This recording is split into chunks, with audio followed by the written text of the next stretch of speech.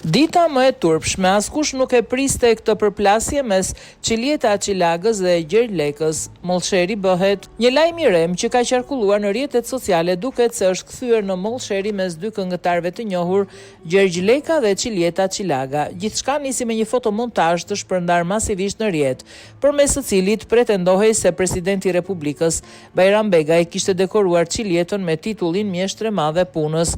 Edhe pse është një montazh satirik, me sa duket, jo të gjithë e kanë kuptuar këtë dhe kanë nisur komentet e shumta. Dhe vëmendjen më të madhe mori pikërisht komenti ironik i kompozitorit Gjergj Leka, i cili e cilësoi këtë si sarkazmën e vitit. Në komentin e tij dikush kujtoi një nga tekstet e Qiljedës: "Heu se kam e mirë", dhe Leka vion duke shtuar: "Në qoftë se nuk është humor, do t'ishte dita më e turpshme e presidentit shqiptar." Këto komente nuk kanë kaluar pa u vënë re nga protagonistja e këtij postimi, e cila ka vendosur që t'i kthej përgjigje. Qiljeta sqaroi se nuk ishte lajm i vërtetë dhe se nuk kishte marrë asnjë dekorat. "Në qoftë se nuk është humor, do t'ishte dita më e turpshme e presidentit shqiptar." Këto komente nuk kanë kaluar pa vënë re nga protagonistja e këtij postimi, e cila ka vendosur të kthejë një përgjigje. Qiljeta sqaroi se nuk ishte lajm i vërtetë dhe se nuk kishte marrë asnjë deklarat. Qetësou Gjergj: "Mik i dajës tim, Orhan Zeneli, është thjesht një lajm i rem. S'ka marrë asnjë deklarat, por është e turpshme se si një artist i tij mund të shprehet në këtë formë me kaq mllef. Mirë komentuesit e thjesht që ju ka zënë zemra Milima nga mlefi. Prej vitesh të shprehesh ti është e turpshme.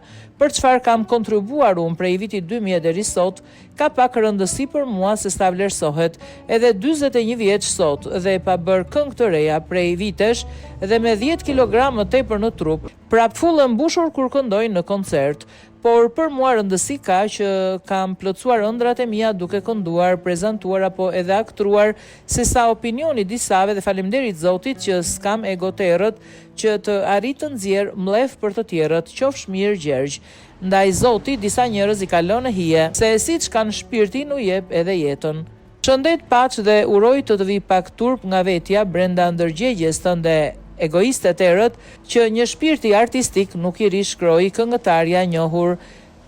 Replika e Qiljetës u pasua menjëherë nga një tjetër reagim i kompozitorit, i cili shprehet se vlerëson ato si person, por jo për kontributin që ajo ka dhënë në artin shqiptar. "Të vlerësoj për vajzën që je, por jo për çfarë ke dhënë për artin shqiptar.